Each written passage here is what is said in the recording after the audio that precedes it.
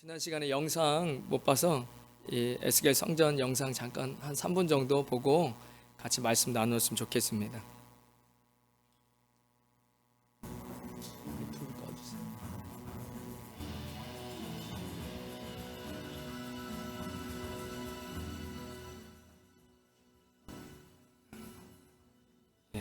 성전이 정사각형으로 되어 있다라고 성경이 이야기하고 있고요.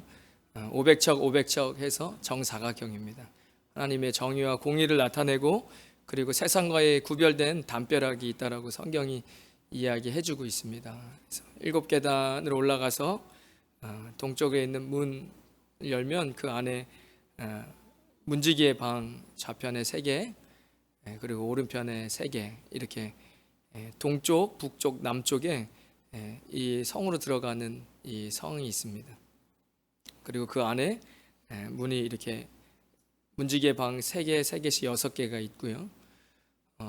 그리고 그 정사각형 주변을 보면은 이 30개의 방과 그리고 각 모서리에 백성들의 부엌해서 이 화목제를 드렸을 때 함께 먹고 마시는 장소가 있다라고 말씀드렸습니다. 동쪽, 북쪽, 서쪽에는 문이 있는데 동쪽, 북쪽, 남쪽에는 문이 있는데 서쪽에는 문이 없다고도 말씀을 드렸고요. 그래서 그 성전 안으로 들어가기 위해서 들어오는 문, 그 문에는 종려나무가 저렇게 그려져 있고 바깥들이 이렇게 테두리에 있고 저 보면은 지금 주변에 30개의 방 이렇게 볼 수 있습니다. 동일하게 안뜰로 들어가기 위해서도 동쪽, 북쪽, 남쪽에 문이 있고요. 그 안쪽에는 이제 번제단과 그리고 성소로 들어가는 현관 입구, 성소, 지성소 이렇게 되어져 있습니다. 그래서 이 정사각형 모양의 북쪽으로, 남쪽으로, 동쪽으로 문이 있다는 거. 계단으로 올라가 들어가고 또 도시 안쪽으로 더 들어가려면 또 그 안쪽에 있는 문을 통과해야 된다는 거. 특별히 북쪽은 번제물을 싣는 방이 있다고 성경이 이야기하고 있습니다. 에스겔 4장에 이스라엘 백성들의 죄를 하나님께서 에스겔에게 보여주신다고 에스겔을 끌고 가셨을 때 북쪽에서 그 담벼락을 허물어 봐라. 이스라엘 백성들이 하나님께 예배드리러 제사드리러 나왔지만 그들의 우상 숭배하고 있는 더러운 것들을 보여주셨던 그 북쪽에는 번제물을 싣는 방이 특별히 있지요. 그래서 저런 모양의 성전이 지금 에스겔 성전 들어가는 현관에 기둥이 있고 그 안으로 들어가면 홀리 플레이스, 더 안쪽으로 들어가면 모스트 홀리 플레이스 해서 지성소가 있습니다. 그 안에 있는 의미들이 있지만 지금 오늘이 3주째니까 여기까지 보여주시면 될 것 같아요. 불 켜주시고요. 그래도 한 번쯤은 이렇게 영상을 보시면 지금 에스겔 40장에 나오는 에스겔 성전이 이 도면에 대한 이야기입니다. 그래서 성경을 그냥 읽으면은 그림이 잘 안 그려져 가지고 이렇게 영상을 한번 보시면 정사각형 모양의 들어가는 문이 있구나. 그 문 앞에는 성경은 7개 계단이 있고 안뜰로 들어가려면 8개 계단으로 문을 통과해야 된다라고 성경에 적혀 있더라고요. 영상을 좀 보셨고요. 우리 같이 좀 인사 나누도록 하겠습니다. 우리 옆 사람, 뒷 사람 보면서 인사 나누겠습니다. 집사님, 문제보다 크신 하나님을 바라봅시다. 이렇게 같이 인사 나누겠습니다. 우리 한 번 더 인사 나누겠습니다. 집사님, 기도할 수 있는데 왜 걱정하십니까? 문제보다 크신 하나님이 계십니다. 믿음의 주요 온전케 하시는 예수 그리스도를 바라보자. 그래서 예수님 바라볼 때 우리가 힘을 얻는구나. 문제가 해결되면 상황이 좋아질 것 같은데 그렇지 않더라고요. 차라리 예수님을 바라봐야 우리의 삶에 빛이 비치는 것을 늘 느낍니다. 믿음의 주요 온전케 하시는 예수님을 바라보자. 오늘 예수님 보러 오셨는데 놀라운 회복과 더 평강이 넘치시기를 주님의 이름으로 축원드리겠습니다. 오늘 거룩을 향하여 3번째 마지막 시간입니다. 제가 조금 중요한 것 같아서 똑같은 거 계속 반복하거든요. 인트로만 조금씩 바꾸죠. 오늘 제가 설교를 다시 한번 준비하면서 20년 전 그 뉴욕에 월드 트레이드 센터가 생각이 났었어요. 지금부터 20년 전 2001년 9.11 테러로 뉴욕 맨하튼의 세계무역센터 쌍둥이 빌딩이 무너지는 사고가 있었습니다. 그때 사상자가 2,977명이 그것으로 사망했습니다. 그때 소방관 340명과 경찰 72명이 순직했다고 합니다. 그 무렵에 미국의 복음주의 목사님이신 존 메가더 목사님이 설교를 제가 들은 적이 있어요. 9.11 터지고 4일 뒤에 설교가 지금 그 생각이 나가지고 찾아보려 하는데 거의 다 없어졌더라고요. 간신히 어디 한 군데 찾아가지고 제가 그때 생각하면서 다시 한번 봤는데 그 설교문을 한번 듣고 인용해 봤어요. 그 목사님 무슨 설교를 했냐면 그 수많은 사람들이 빌딩 주변으로부터 도망 나오는데 소방관들은 그 건물을 향해서 뛰어가더랍니다. 저도 그런 영상 본 것 같아요. 그 당시에 그 설교문을 잠깐 제가 읽어보겠습니다. 무너지는 빌딩을 피해 사람들이 도망갈 때 경찰관 소방관들은 건물을 향해 달리며 사람들에게 외쳤습니다. 도망치십시오. 목숨을 걸고 외쳤습니다. 어쩌면 그들은 오늘 목숨을 잃을 수도 있겠다 인식하였을 것입니다. 하지만 그들에게는 의무감이 있었습니다. 나는 하나님께 울부짖었습니다. 오 예수님, 당신의 왕국을 위한 책임감이 이 존경스러운 소방관들과 경찰관들이 무너지는 빌딩에서 죽어가던 자들을 향해 가졌던 것보다 더 적지 않게 해주소서. 우리는 진리가 길거리에 버려진 시대에 살고 있습니다. 저는 분쟁으로부터 도망치는 삶이 아니라 분쟁 속으로 들어가 외치는 사람이 되고 싶습니다. 살기 위해 도망치십시오. 도망치십시오. 번영, 부, 성공에 집중하는 복음으로부터 도망치십시오. 도망치십시오. 자기 개발에만 집중하는 복음으로부터 벗어나십시오. 그리스도께서 영광을 받는 교회가 아니라 인간이 영광을 받는 교회로부터 도망치십시오. 성경이 없는, 말씀이 없는 미국과 캐나다 교회에서 도망치십시오.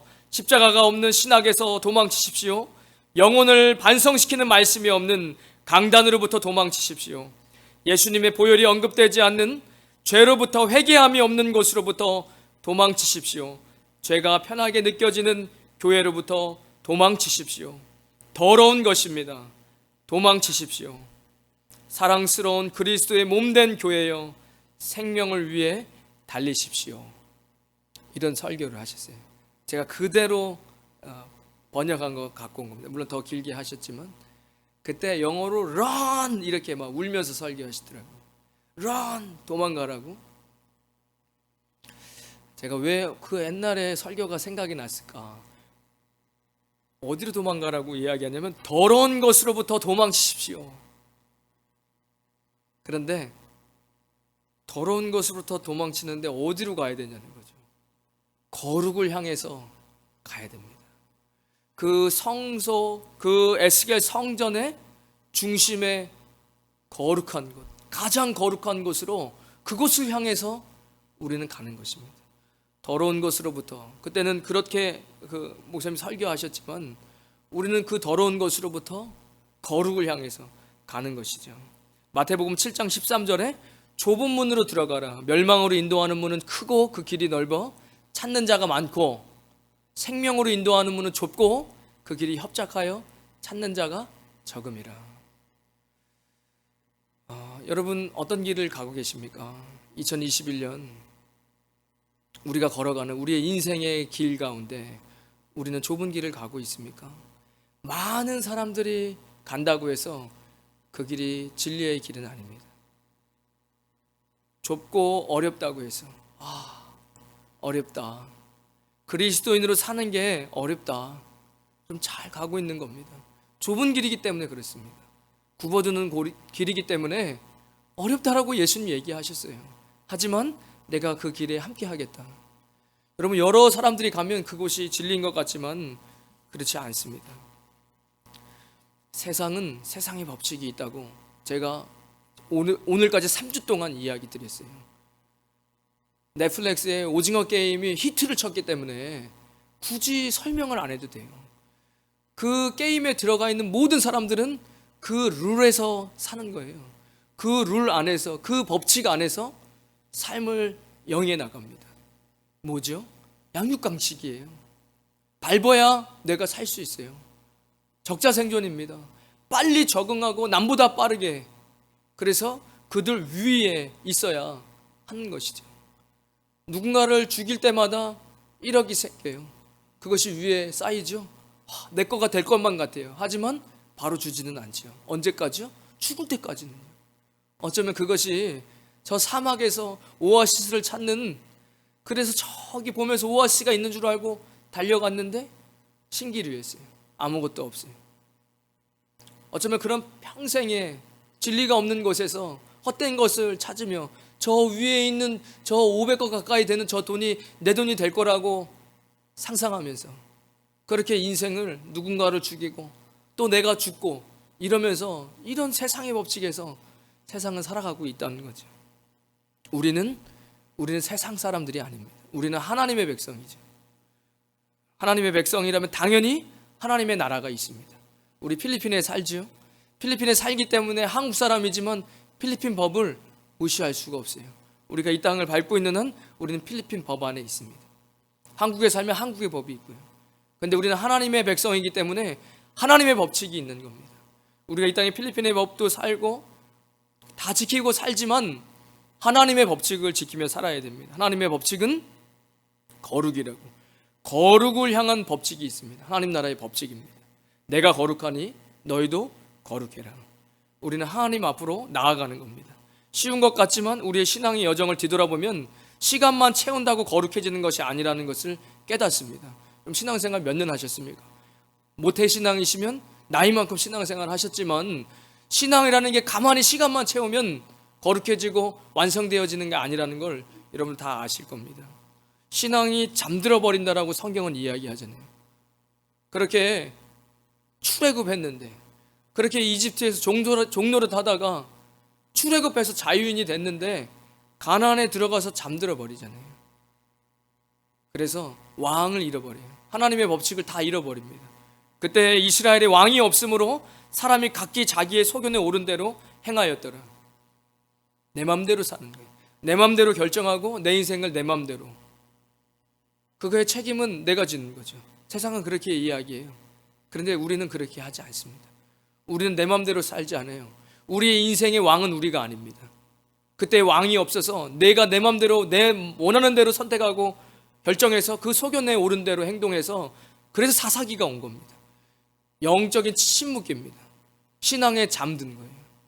그렇게 얼마나 많은 시간들을 하나님의 백성들이 잠들어 버리는지 모릅니다. 특별히 이 에스겔서에서는 하나님께서 에스겔에게 내가 더 이상은 하나님의 백성 이스라엘이 내 앞에 나와서 제사를 드리는데, 예배를 드리는데 그 안에 시커멓게 귀신을 숭배하고 만문을 숭배하고 더러운 우상 숭배를 하면서 그걸 가지고 온 상태에서 나에게 예배 드리는 것을 더 이상 보지 못하겠다, 그 이야기를 하시는 거죠. 그리고 결국에는 남유다는 바벨론에 의해서 멸망합니다. 예루살렘, 그 하나님께 제사 드리는 그 거룩한 성이라고 이야기하는 그것도 불타 없어져 버립니다. 그들이 우상 숭배했기 때문이죠. 얼마나 많은 시간 동안 하나님께서 긍휼을 베푸셨는지 몰라요. 모세오경이 끝나고 여호수아에서부터 말라기까지 그 엄청난 방대한 역사와 시간 속에서 하나님께서는 계속해서 선지자를 보내주시고 돌아오라고 인내하시고 긍휼을 베푸셨습니다. 사실은 바벨론의 포로로 끌려간 것도 이스라엘의 멸망은 아니에요. 주님께서 남겨놓으셨잖아요. 남겨서 빼내서 바벨론에 묶어두셨잖아요. 다시 회복시키시려고. 그리고 에스겔에게 성전을 보여주시는 겁니다. 저는 이런 생각을 해봤습니다. 왜 사람들이 잠들까? 이게 잠들었다는 게 깜빡 잠들어가지고 주일날 교회에 못 나오는 잠드는 얘기를 하는 게 아니잖아요. 이거 마치 이런 거예요. 잠들어 있는 상태는 이거 내가 그리스도인이니 세상 것 다 하고 싶은데 다 하자니 좀 찝찝해서 안 하는 것도 아닌데, 이런 불편한 마음을 갖고 있고, 또 세상에 한 발, 교회에 한 발, 그렇게 늘 버거운 거예요. 제가 그때 이러다가 영적인 분열이 오는구나.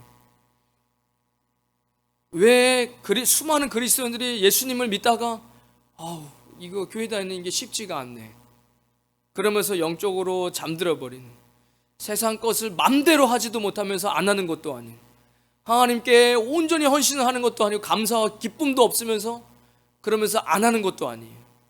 율법에 매여가지고 억지로 하는, 신앙이 잠들어 버립니다. 왜 기차가 뿡뿡 출발합니다. 경적을 울리는데 왜 울린다고 제가 말씀드렸죠. 기차하고 출발하겠다는 겁니다. 타라는 거예요. 화장실에 있든 매점에서 라면을 드시든 이제 타야 됩니다. 왜죠? 기차가 출발하겠다는 거예요. 마태복음 25장 5절에 신랑이 더디 오므로, 예수님께서 지금 오래 기다리셨습니다. 2000년이 지났어요. 신랑이 더디 오므로 졸며 잘세 밤중에 소리가 나되 보라 신랑이로다 마중을 나오라. 왜 기차가 경적을 울리죠? 왜 수많은 목사님들이 예수님께 다시 오신다라고 외치죠? 사도 바울도 외쳤습니다. 그렇게 오래전부터. 그래서 그 중간중간에 옛날에 사도 바울도 외쳤고 1세기 교회, 초대교회도 얘기했고 다 얘기했는데 지금 얘기한다고 아니죠. 성경 때부터 지금까지 주님께서 오시겠다라고, 속히 오실 것이다라고 이야기하고 있습니다. 왜 기차가 경적을 울리죠? 신랑이 오실 거기 때문입니다. 여러분 졸고 계십니까? 신랑이 더디 오므로 다 졸며 잘세. 열 처녀가 예수님을 기다렸습니다. 신랑을 기다렸습니다. 신랑을 기다렸는데 5처녀는 못 들어가요. 왜죠? 기름을 준비하지 못했습니다. 여러분 잘 성령님 안에서, 말씀 안에서, 그리스도 안에서, 십자가 안에서 보혈을 붙잡고 다시 오실 예수님을 맞이할 슬기로운 5처녀가 되시기를 주님의 이름으로 축원드리겠습니다. 어떻게 해야 되느냐? 이거 이제 2주 동안 본 거잖아요. 이 성전에서 오늘 읽었던 본문에 뭐라고 얘기하죠? 자, 에스겔, 너는 내가 너에게 보인 것을 눈으로 보고, 시대가 좋아져서 3D로 방금 영상을 보셨어요. 눈으로 보고 귀로 들으며 네 마음으로 생각할지어다. 내가 이것을 너에게 보이려고 이리로 데리고 왔나니 너는 본 것을 다 이스라엘 족속에게, 하나님의 백성에게 전할지어다. 그거 2주 동안 이야기한 거잖아요. 오늘 본문 40장 1절은 제가 지난번에도 말씀드렸어요. 이렇게 시작한다고. 너무 가슴이 메워요. 우리가 사로잡힌 지 25해, 사로잡힌 지 25년이 지났어. 내 나라, 내 조국을 떠난 지 25년이 됐어. 그립다, 내 조국. 여러분 필리핀 땅에서 이민 생활 쉽지 않죠. 조국이 늘 그립습니다. 왜 애국자가 되죠? 조국이 늘 그립죠.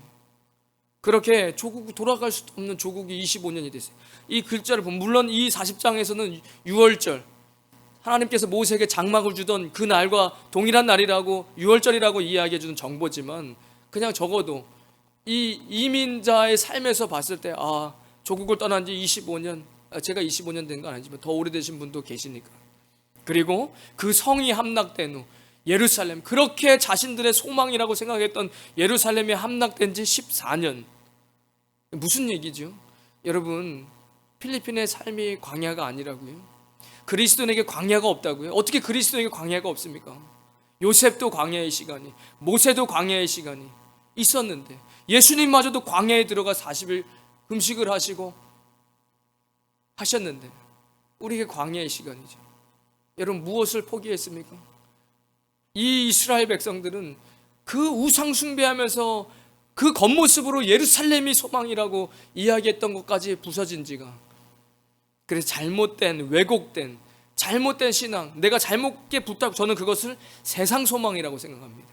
세상 사람들이 누리고 싶어 했던 것, 세상 사람들이 저거 있으면 행복하다라고 얘기했던 모든 거짓, 그것으로 우리가 그 세상의 법칙에서 살아가면 놓지 못했던 소망들, 삶의 가치관, 철학, 세상 사람들이 가지고 있는 그것을 버리셔야 돼요.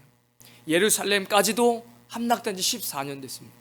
여러분 이 광야의 시간에 우리는 세상에서 소망이라고 이야기하는 것들을 철저하게 내려놓으셔야 됩니다. 그리고 하나님께서는 새로운 환상, 에스겔의 마지막 환상입니다. 그것을 예루살렘 새 성전을 보여주시죠. 왜 이 성전이 우리에게 중요하냐? 고린도전서 3장 16절에 너희는 너희가 하나님의 성전인 것과 성령님께서 너희 안에 계신 것을 알지 못하느냐. 우리가 성전이라고 이야기하니 우리의 성전이 회복돼야죠.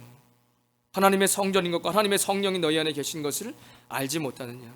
로마서 12장 1절에 그러므로 형제들아 내가 하나님의 모든 자비하심으로 너희를 권하노니 너의 몸을 하나님이 기뻐하신 거룩한 산 제물로 드려라. 이것이 너희가 드릴 영적 예배니라. 그러니까 우리의 예배가, 우리의 삶이, 우리의 성전이 회복돼야지. 회복된 성전의 모습을 보여주고 있잖아요. 어떻게 회복돼야 되느냐.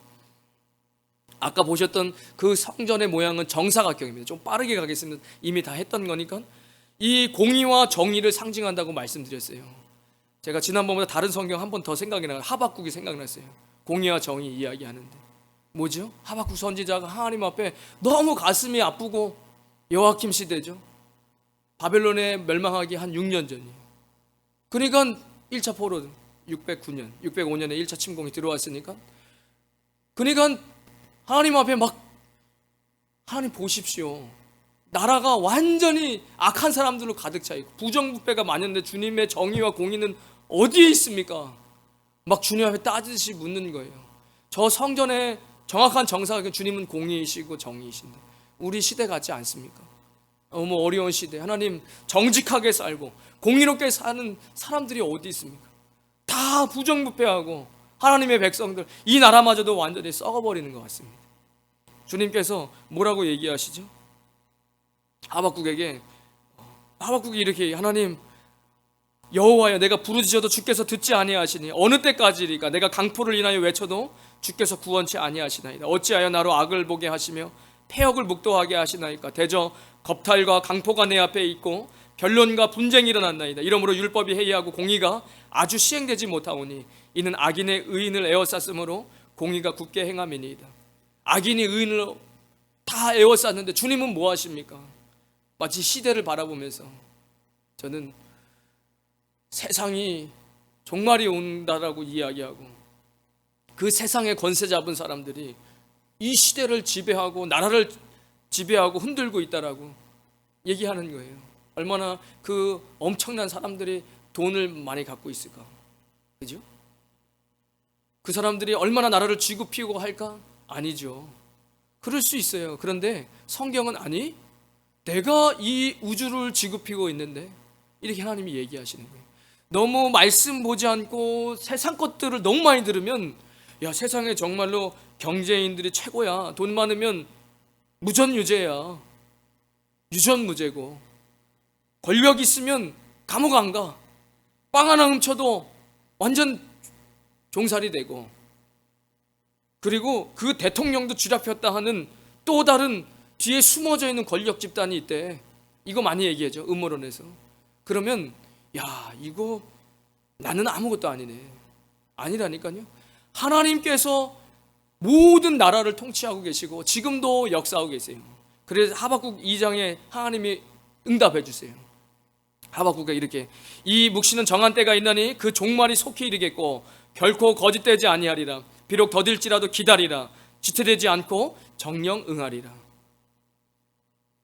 하박국이 하나님의 음성을 만나버립니다. 왜요? 하나님 왜 이런 겁니까? 세상이. 근데 하박국이 Y로 시작했다가 하나님을 만나요. 그리고 그는 벌벌벌 떨죠. 내 창자가 떨린다고 이야기. 하나님이 이렇게 얘기하시는 거예요. 그래? 네가 네 눈에 볼 때는 세상이 다 악한 것이, 악한 사람들이 다 세상을 통치하고 갔냐? 아닌데 지금 나는 1초도 딜레이 되지 않고 내 알파와 오메가 된 이 시간의 역사 속에서 내가 완전히 내 시간 속에서 지나가고 있는데 나는 절대로 딜레이 되지 않아. 심판으로 하나님께서 오실 거라는 그 분명한 하나님을 하박국이 만났습니다. 하박국은 우리가 부르는 외양간에 송아지가 없고 감람나무에 수출이 없고 열매가 없고 밭에 아무런 소출이 없어도 나는 나를 구원하신 여호와 하나님으로 말미암아 즐거워하리라. 이게 시를 쓰는 거예요. 여러분, 그런 공의와 정의 하나님께서 지금도 역사하십니다. 우리 인생이 그렇게 세상 사람들이 주관하는 대로 이 시대가, 이 세상이 그렇게 흘러가지 않습니다. 공의와 정의를 나타나시는 이 정사각형의 성전이 있습니다. 담은 세상 속에 있지만 세상과 분리된 거룩을 상징한다고 말씀드렸습니다. 그리스도인은, 하나님의 백성은 거룩해야 됩니다. 세상과 분리돼야 돼요. 하기오스, 거룩이죠. 하기오스, 분리됨입니다. 하지만 기억하셔야 돼요. 이런 시대 가운데, 지금 2021년 이런 시대 가운데 뭘 기억하셔야 되냐면 세상에서 소금이 되고 세상에서 빛이 되는 겁니다. 수많은 거짓 선지자들이 요한계시록을 설교하면서 얼마나 많은 공포심을 주는지 몰라요. 그리고 자신의 배를 채우고 영혼을 사냥합니다. 계시록은 읽을 때마다 평안이 오고 다시 오실 예수님의 기쁨이 넘치는 것이죠. 믿는 하나님의 백성들의 공포를 주는 것이 아닙니다. 그런데 왜 그러죠? 그런 사람들 얘기를 들으면 자꾸 세상으로부터 도망치고 탈출하고 일탈하고 광신자가 되죠. 예수님께서 너희는 세상의 소금이다. 소금이 만일 마시려면 무엇으로 짜게 하려 후에는 아무 쓸데없어 다만 밖에 버려져 사람에게 밟힐 뿐이니라. 너희는 세상의 빛이라. 산 위에 있는 동네가 숨겨지지 못할 것이요 사람이 등불을 켜서 말 아래 두지 아니하고 등경 위에 두나니 이러므로 집안 모든 사람을 비추는 겁니다. 우리가 비출 수 없죠. 우리 안에 계신 예수님께서 우리의 삶을 비춰주시는 겁니다. 우리는 절대로 일탈하지 않습니다. 짐승의 표든 뭐든 우리는 세상에서 도망치지 않아요. 세상 안에서 빛이 돼야죠. 그러다가 잘못된 신앙으로 넘어갈 수 있습니다. 성전의 정사각형의 동쪽으로 그리고 북쪽, 남쪽에는 문이 있죠. 안쪽에도 동쪽, 북쪽, 남쪽에 문이 있지만 서쪽에는 없어요. 서쪽 히브리어로 마하라브, 해가 지는 곳, 해가 뜨지 않는 곳입니다. 시편 84편 11편에 여호와 하나님은 해요 방패시라. 말라기 4장 2절에 하나님은 의로운 해이시다. 해는 하나님이십니다. 서쪽은 해가 없는 곳이에요. 거기에서는 문도 없습니다. 여러분, 우리 옛말에 길이 아니면 가지도 말라 그랬어요. 왜죠? 그쪽에는 문조차도 없습니다. 여러분, 하나님이 없는 곳으로는 가는 거 아니에요. 그쪽에는 머무르는 것도 아니고 그쪽을 향해서 가는 거 아닙니다. 그 말씀 드렸습니다. 자, 7개 계단을 향해서 성전을 내릴 때 7은 완전수입니다. 너무나 잘 알죠. 너무나 많이 이야기했고 완전을 향해 달려가는 거면 섣발을 우리는 이미 내딛었어요. 그 7개 계단을 오르는 순간 우리는 완전을 향해서 달려가는 겁니다. 주님께서 완전하시죠.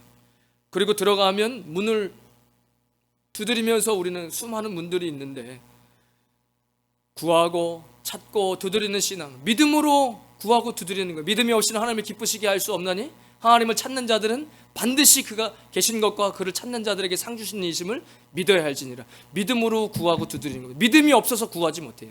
제가 목회자인데도 믿음이 없어서 못 구하구나라는 생각이 얼마나 많이 들어오는지 몰라요. 구하라 그리하면 주실 것이요 찾아라 그러면 찾게 될 것이요 문을 두드리라 그러면 열릴 것이니 구하는 이가 받을 것이요 찾는 이가 찾게 될 것이요 두드리는 이에게 열릴 것이니라. 너희 중에 누가 아들이 떡을 달라 하는데 돌을 주며 생선을 달라 하는데 뱀을 줄 사람이 있겠느냐.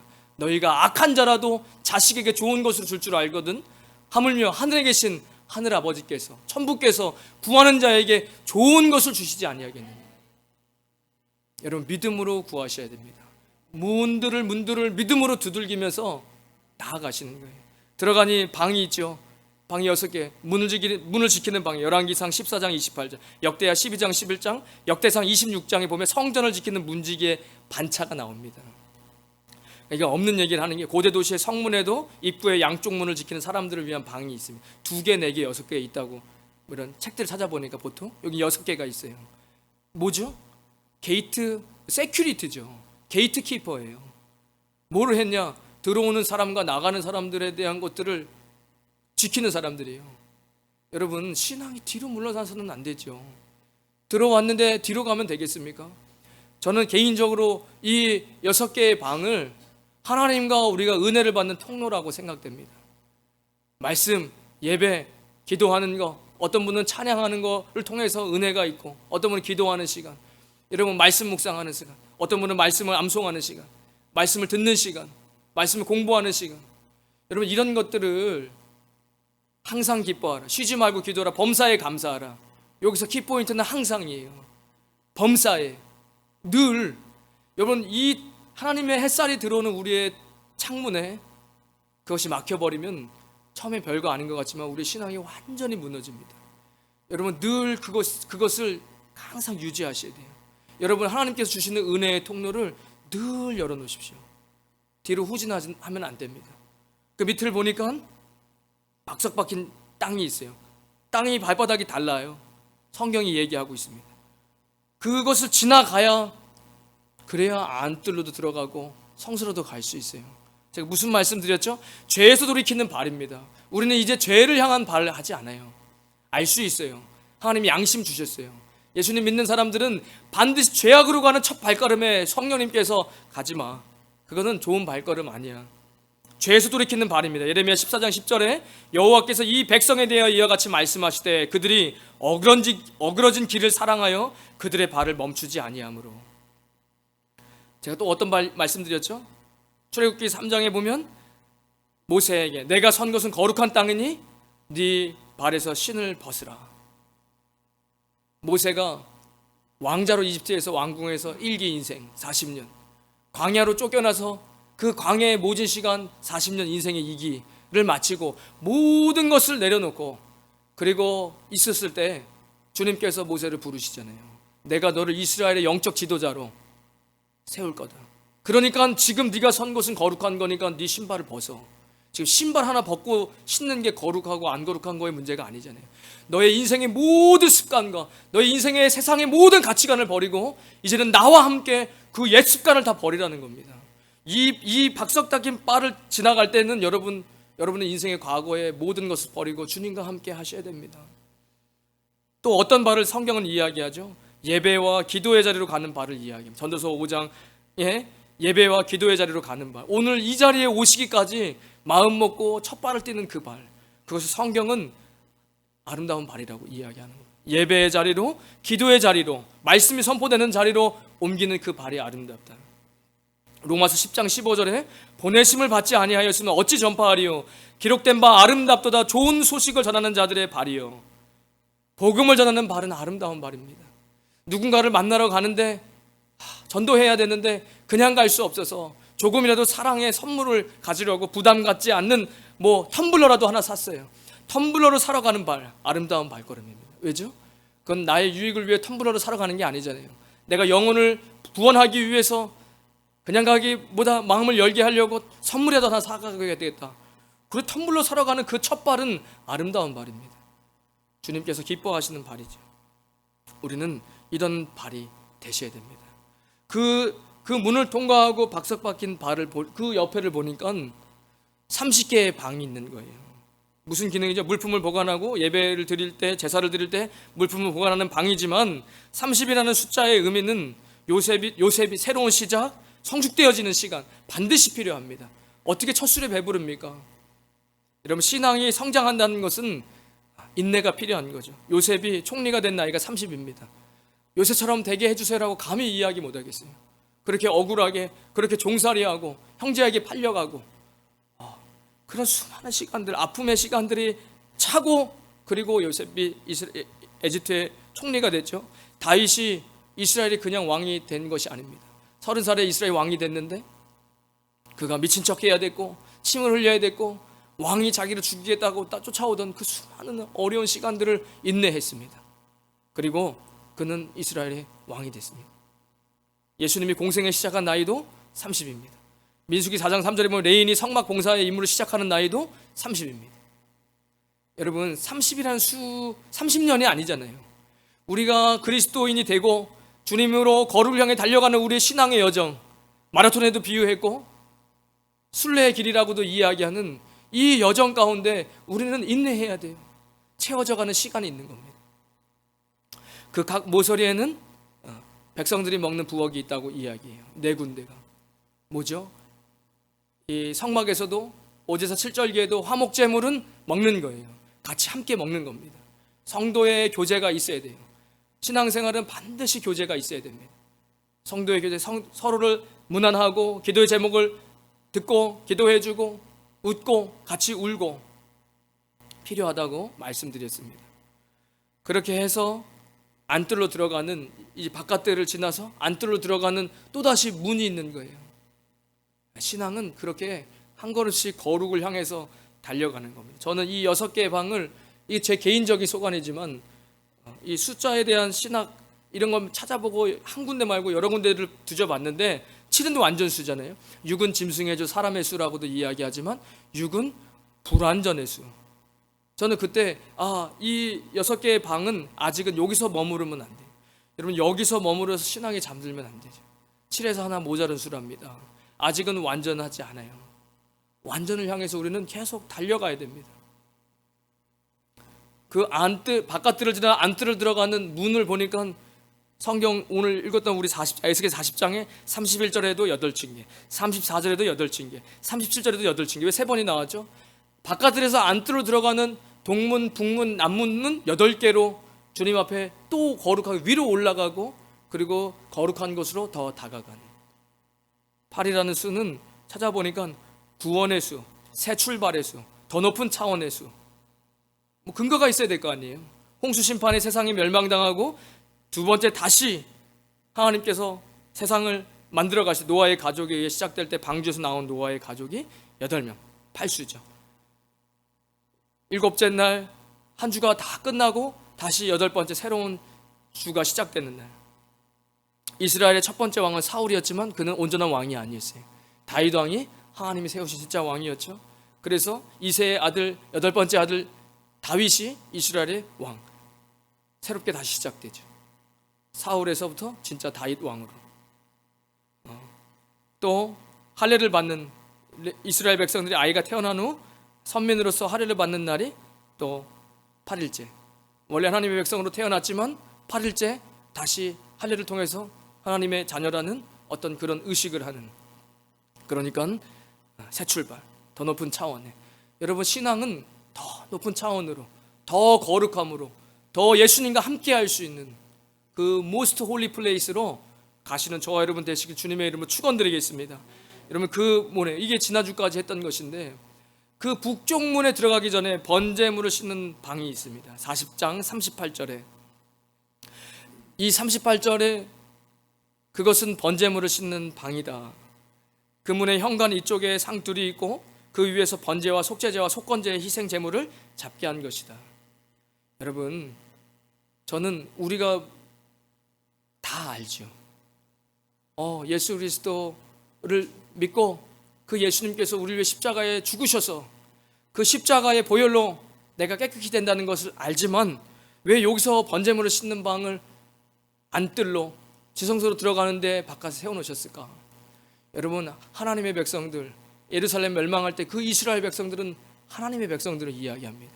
제사를 지내는 이스라엘 백성들은 교회에 나오는 교인들을 이야기하는 것이죠. 근데 그들이 세상의 법대로 살고 우상 숭배하면서 주님께 예배드리는 것을 주님께서 그거 안 된다고 얘기하며 에스겔을 북쪽으로 데려가서 우상 숭배하는 벽을 허물고 그 안에 있는 더러운 것들을 보게 하셨어요. 그래서 북쪽에 이 번제물을 씻는 방을 특별히 성경이 이야기하고 있습니다. 여러분, 신앙생활하면서 회개 다 아신다고 생각하지만 그렇지 않아요. 제가 처음으로 사역자가 되고 가장 힘들었던 게 매일 주님 앞에서 찬양해야 되고 기도 인도하는 게 너무 힘든 거예요. 왜죠? 내가 거룩하지 않은데. 근데 신앙의 양심상 힘든 거예요. 그러니까 수많은 전도사님들이 처음 시작해가지고 사역을 그만두려고 하잖아요. 왜죠? 회개하지 않는 거예요. 회개 안 해요. 사람들 그렇게 많이 회개하지 않습니다. 우리가 하나님부터 멀어지게 하는 것은 죄 때문에 그래요. 죄를 회개하는 것은 굉장히 중요합니다. 여기서 이 안뜰로 들어가기 위해서는 정말로 그리스도의 보혈을 완전히 의지하고 매일 회개하는 겁니다. 주님께서 그렇게 약속하신 것이 이사야 1장 18절에도 여호와께서 말씀하시되 오라, 우리가 서로 얘기 좀 하자. 너희의 죄가 주홍 같을지라도 눈과 같이 이어질 것이요 진홍같이 붉을지라도 양털같이 희게 되리라. 그렇게 더럽고 그렇게 안 되는데 왜 와서 얘기 안 하냐? 내가 씻겨줄게. 어머니들이 아이들 놀이터에서 막 흙 만지고 진흙 만져서 막 더러운데 집에 와서 밥을 맨손으로 먹는다고요? 안 되는 거예요. 그건 그렇게 먹을 수 없어요. 그 상에 함께 할 수 없어요. 그러니까 손을 닦으러 가자는 거예요. 우리가 이 죄를 가지고 결코 거룩한 곳으로 갈 수 없습니다. 주님은 닦아주겠다는 거예요. 와라, 얘기하자. 내가 양처럼 하얗게, 눈처럼 하얗게 씻어줄게. 그가 찔림은 예수님입니다. 예수님이 찔림은 우리의 허물 때문이요, 예수님께서 상함은 우리의 죄악 때문이라. 그가 징계를 받음으로 우리는 평화를 누리고 그가 채찍에 맞음으로 우리는 나음을 받았도다. 에베소서 1장 7절에 우리는 그리스도 안에서 그 은혜의 풍성함을 따라 그의 피로 말미암아 속량 곧 제사함을 받았다. 속량이에요. 지불했다는 거예요. 이미 지불했다는 거예요. 그리스도께서 이미 지불한 겁니다. 그런데 회개 안 해요. 어떻게 아냐고요? 제가 회개를 그래 잘 안 했거든요. 그래서 목회 교육자로서의 삶이 어렵다라는 걸 느꼈어요. 전도사 그만둬야 되겠다. 그거 왜 그러죠? 회개 안 해서 그래요. 제가 있는 상태에서 앞에 서가지고 기도 인도하는 내 자신이 너무 가식적인 거죠. 알아요. 왜 모릅니까? 찬양 인도하는 사람 다 알아요. 본인이 스스로 알죠. 하나님이 아시고 본인이 알아요. 내가 내 안에 죄가 있는데도 불구하고 찬양을 한다는 거. 그래 갖고는 찬양을 하나님 앞에 드릴 수 없어요. 그 예배가 하나님 앞에 온전히 올라갈 수 없어요. 그 주님은 속죄제, 속건제, 그 죄를 씻게 거기서 씻는 거다. 여러분, 말씀은 분명하게 얘기하십니다. 내가 용서해 줄게. 제가 한 가지 예화만 드리고 그리고 마치도록 할게요.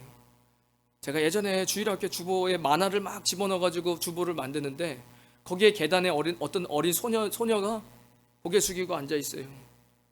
다 시커멓고 고개 숙이고 그 소년의 핀 조명이 있는 만화예요. 옆에 예수님이 서 계세요.